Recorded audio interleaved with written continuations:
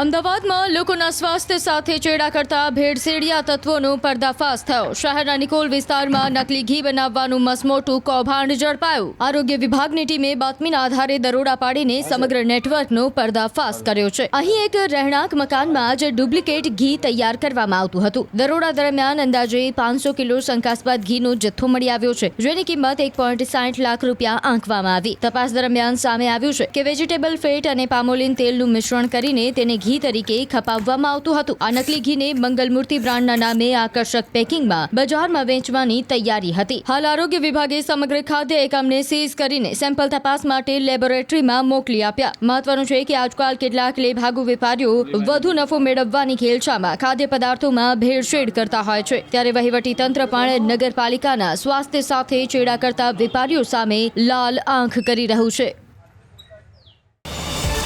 QR code scan કરો અને download કરો ન્યૂઝ 18 એપ। મેળવો ગુજરાત અને દેશ દુનિયાની પળે પળની અપડેટ્સ।